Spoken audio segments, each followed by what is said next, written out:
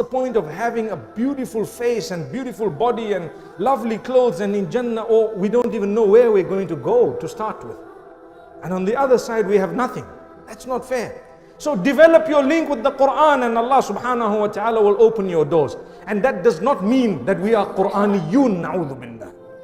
May Allah forbid.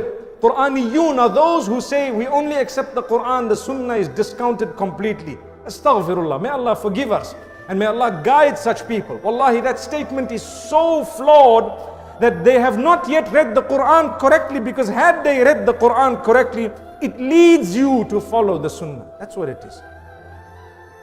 Allah says in so many places in the Quran that what the Messenger has given you, you take. Whatever he has said, you take it. Part of the Sunnah. وَمَا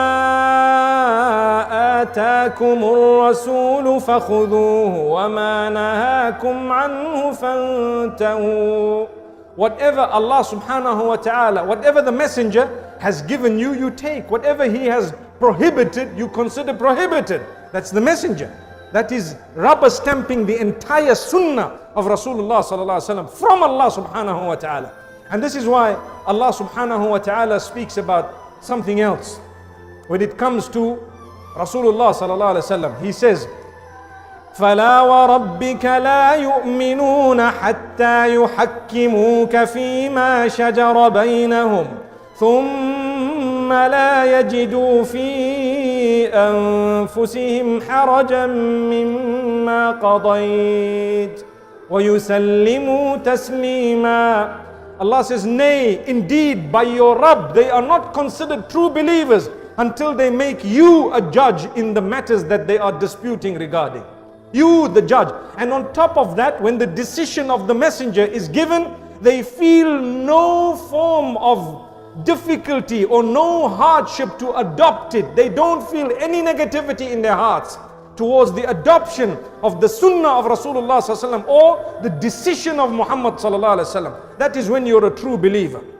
The topics that are covered in the Quran are vast. It covers entire life. It covers everything. The explanation is provided in the Sunnah of Muhammad sallallahu alaihi wasallam. So you find Salah. Salah is instructed in the Quran, but the details of that Salah is explained in the Sunnah of Muhammad sallallahu alaihi wasallam. Definitely. You find Zakah. Zakah is instructed in the Quran, but the details of what to give, how to give, when to give and so on, all found in the Sunnah of Muhammad sallallahu alaihi wasallam. You find Hajj, for example, it is instructed in the Quran, and at the same time the explanation is in the life of Muhammad sallallahu alaihi wasallam. خُذُوا عَنِّي مَنَاسِكَكُمْ. The hadith says, take from me these actions of Hajj, and the various elements of Hajj are to be taken from Muhammad sallallahu alaihi wasallam.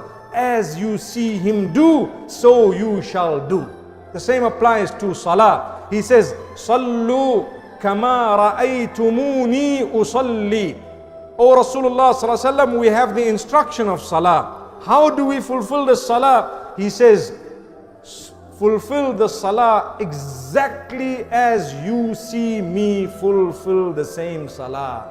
So when they saw him and they recorded it, that this is what we saw him do, that's what we saw him do, all our duty is to follow exactly as we have been taught Rasulullah sallallahu alaihi wasallam has done, and you will not go wrong.